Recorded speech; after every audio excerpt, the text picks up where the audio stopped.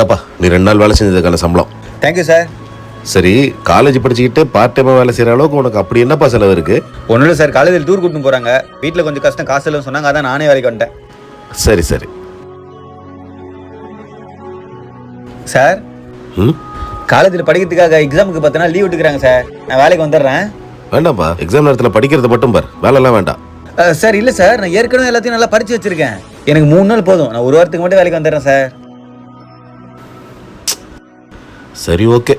Thank you sir. இதில் வர காசு வச்சு கொஞ்சம் ஸ்டைலிஷாக ட்ரெஸ் எடுத்துட வேண்டியது தான். சார் வணக்கம் சார். ஒன்றும் இல்லை, எக்ஸாம் முடிஞ்சு 1 மாதம் லீவ் விட்டாங்க, நான் வேலைக்கு வந்துடுறேன் சார். லீவு தானே, தாராளமாக வந்து செய். டேய் தம்பி. சார். என்னடா 1 மாசம் தான் லீவுன்னு சொன்ன, 1 மாசம் தாண்டி போதே, இன்னும் காலேஜ் திறக்கலையா? அதெல்லாம் ஒன்றும் இல்லை சார், காலேஜ் ஓப்பன் பண்ணி 10 நாள் ஆச்சு. நான் தான் எனக்கு காலேஜுக்கு போகாமல் இருக்கிறேன். ஏன்டா?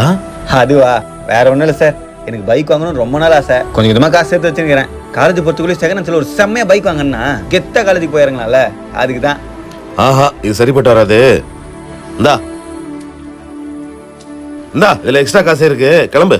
சார் ஏன் சார்? நான் என்ன சார் பண்ணேன்?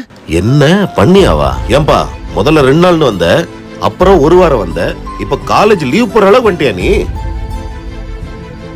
அந்த அளவுக்கு உனக்கு பணத்தாசை வந்துருச்சு. தபார், ஒண்ணு மட்டும் தெரிஞ்சுக்கோ, இந்த வேலையை எந்த வயசுலயும் செய்ய முடியும், படிக்கலனாலும் செய்ய முடியும். ஆனா படிப்பை விட்ட எந்த வயசுலயும் உன்னால தொடர முடியாது. இதை நான் உனக்காக ஒன்றும் சொல்லல, நாளைக்கு நீ மேல வந்துருவேன்னு நம்பி உனக்காக காத்துட்டு இருக்காங்க பாரு உன் பெத்தவங்க, அவங்களுக்காக தான் சொல்றேன்.